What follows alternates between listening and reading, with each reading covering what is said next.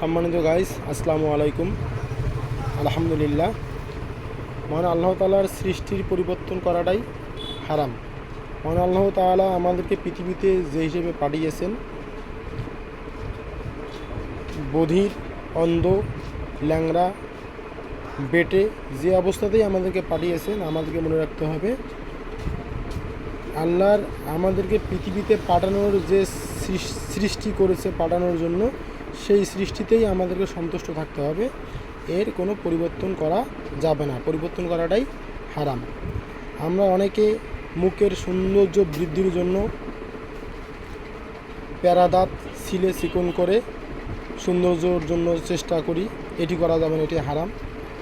আমরা অনেকে আমাদের সৌন্দর্য বৃদ্ধির জন্য পার্লারে গিয়ে ভ্রু প্লাক করি, এটি করা যাবে না, এটি হারাম। আমরা বেটত্ব দূর করার জন্য নিজেকে সমাজে লম্বা প্রকাশ করার মর্মে উঁচু উঁচু জুতা পরে নিজেকে লম্বা বোঝানোর চেষ্টা করি, এটি করা যাবে না, এটি হারাম।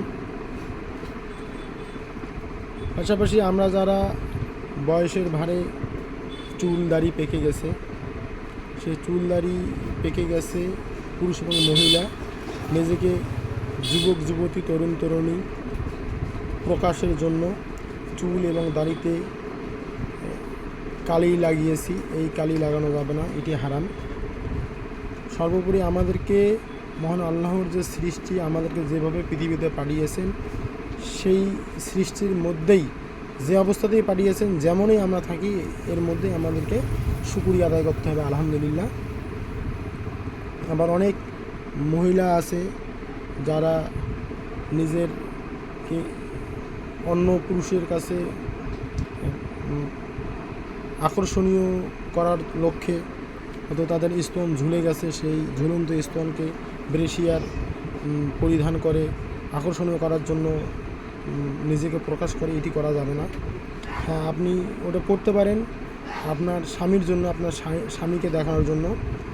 তাছাড়া আপনি কাউকে দেখানোর জন্য, নিজেকে আকর্ষণীয় করার জন্য এটি করতে পারবেন না, এটি করা যাবে না।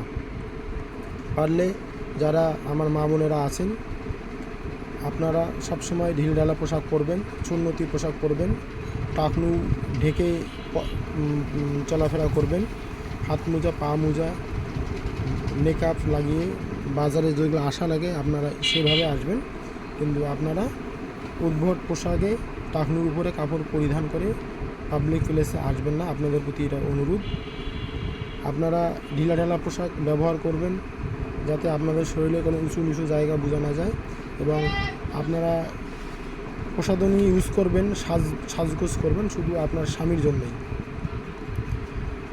আমার এই ভিডিওটি যদি ভালো লাগে, অবশ্যই আমার এই চ্যানেলটি সাবস্ক্রাইব করবেন, কমেন্টে আপনাদের মতামত জানাবেন, আমার ভুলভ্রান্তিগুলো ক্ষমার সুন্দর দৃষ্টিতে দেখবেন, লাইক এবং শেয়ার দিয়ে আমার পাশে থাকবেন। আসসালামু আলাইকুম ওয়া রাহমাতুল্লাহ।